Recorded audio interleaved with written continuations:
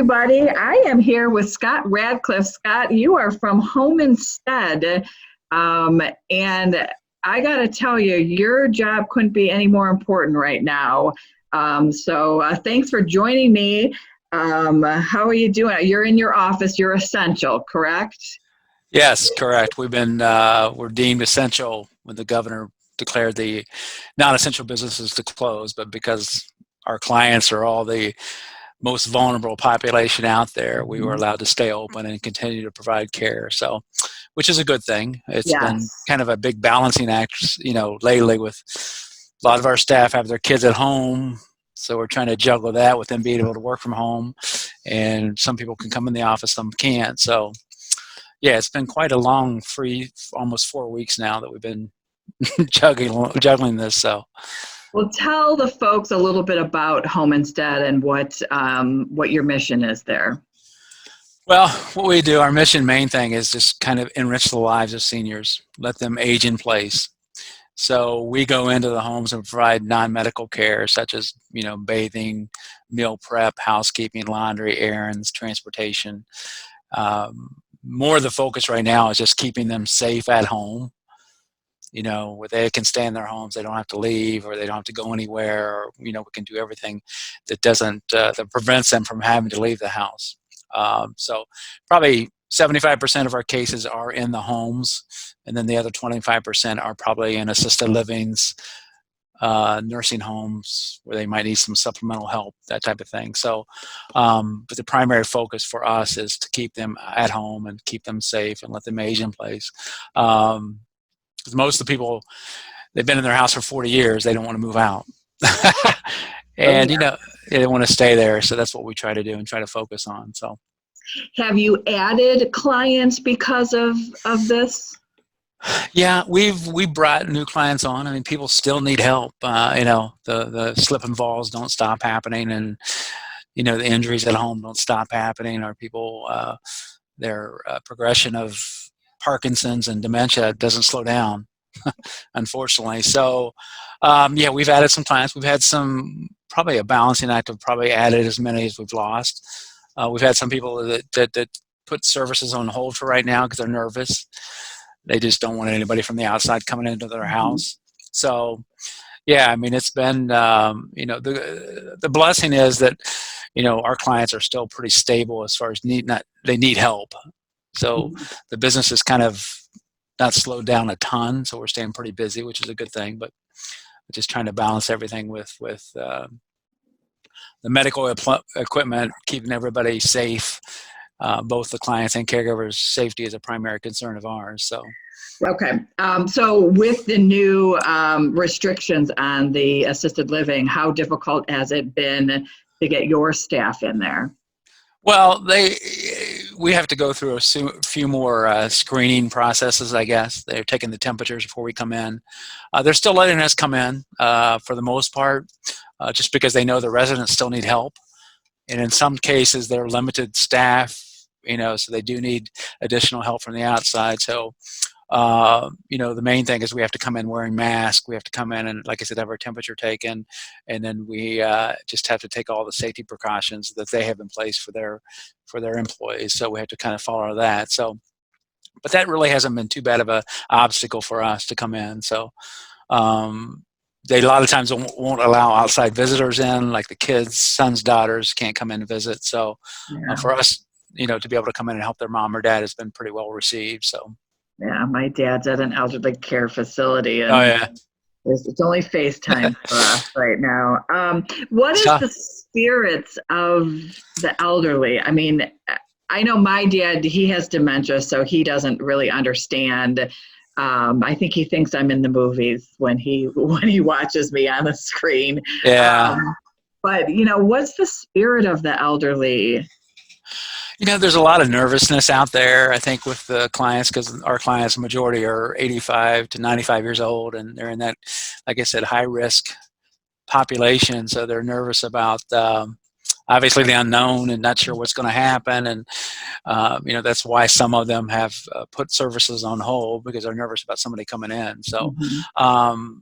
but for the most part, they're still, maintaining, my parents are 82 years old, and they're staying at home, and they're not driving each other crazy yet, but they're not going anywhere. They haven't left a condominium in 3 weeks. So, I think they're adjusting and just taking it very seriously, obviously. So I think the one thing that's kind of created a little nervousness is because now we're wearing masks every time we come in. So like you said, if the client has a little bit of dementia, they're like, what's going on? Or they can't figure it out for sure why, the extra mask or extra precautions necessary. So.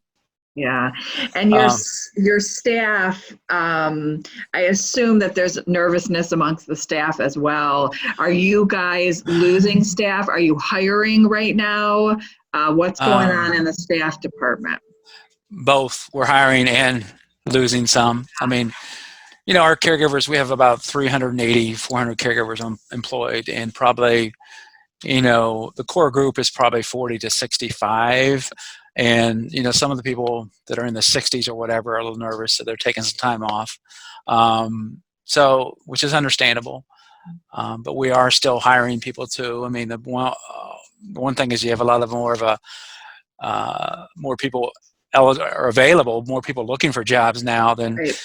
It's amazing what it did to the labor market. It turned it on a dime. Before, we were having a really be a lot more challenged in finding good people and finding people.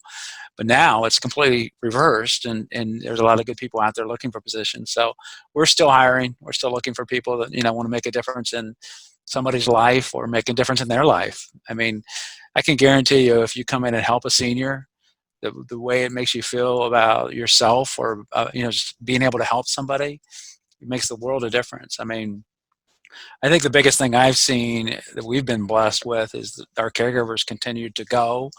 I mean, if you look at them leaving their house, to go into somebody else's house, or leaving their house to go into assisted living, and they still are going, and still, they don't want to leave their clients alone, which has been one of the big, I mean, I knew they were committed. I knew they were dedicated, but it's really shaken that loose, and with all this going on, that they've been able to maintain that mindset of, I'm not going to leave my client alone. So it's been. I'm sure it becomes they become family to them because Right. they've spent so much time with them. Right. Yeah, we get caregivers that have been with the same client for 5-6 years and become part of the family.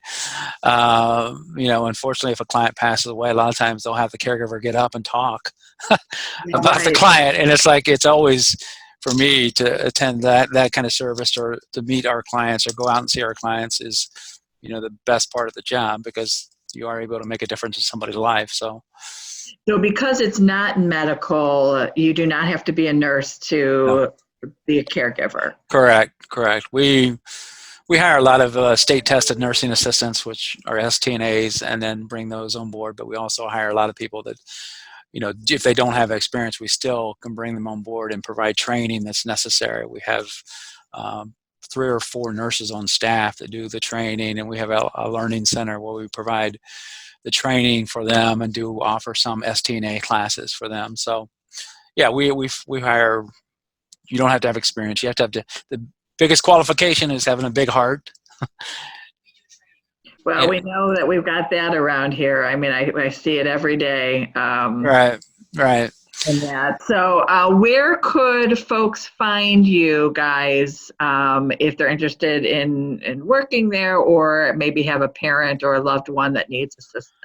The website is just www.homestead.com, and then our number is 440-914-1400. So they could go about it a couple ways. So, and because you are kind of busier than most folks are right now, I do ask a question every time. Have you picked up any hobbies during this quarantine? I think the one benefit, I think, is obviously it makes you spend more family time together. I mean, my kids are home from school. So, my wife and I were kind of adjusting to an empty nest. Now, the nest is not empty anymore. You're right. But it's been good because we've been forced to stay home. We've been forced to play games. We've been forced to connect more. And it's been actually kind of nice to slow down a little bit. I'm reading more, and I'm still working a lot, but I need to slow down and get some refresh time, because especially with the unknown of this virus. And clients we're dealing with, caregivers that are dealing with them, it's like, oh my gosh, we had to be ready for the unknown. And so, you got to disconnect from that and, lean on your family more, which I'm doing that more now, which is, like I said, a benefit of the whole virus. It just caused that to happen. So a little silver lining. Any binging? You know what? We probably have watched a little more Netflix than I ever have. Any recommendations? My wife and I, an older series, I think it was Downton Abbey. We enjoyed that. Oh yeah, that was pretty interesting. Was probably the main thing we've watched recently.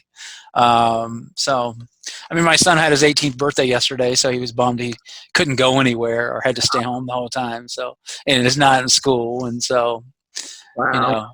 But yeah, I mean, reading more, just trying to reflect more. I mean, I have to slow down in the morning and try to meditate and clear my mind before I get connected in, because it's just, you don't know what's going to happen. So absolutely. yeah. If you had one thing to say to everybody, what would it be? Like I said, enjoy your family. I think just make sure you reprioritize things in your life right now, I think, is the biggest thing I've really have tried to do myself, and just say, where are your priorities? What's really important? I think it's really shaking people loose as far as what kind of character is everybody made up. It shows that now with, like I said, our employees that are really going out to their clients and not leaving them alone. It's been incredible to watch. I mean, it just, I was really amazed when the virus first hit, how our caregivers didn't really skip a beat in going. I mean, some were nervous, but for the most part, we had limited interruptions in service, which I was really, really, there's some really, really good people out there. And I think that's one of the big things I've noticed. So. That's so great. That's so great. Well, thank you for joining me and telling everybody about what's going on at home instead. We appreciate you and all the amazing work your staff does for our elderly generation. Thank you, Molly. Thanks for having me. Thank you. Have a great day and be well. All right. You too. Thanks so much. Yes. Bye-bye. Bye.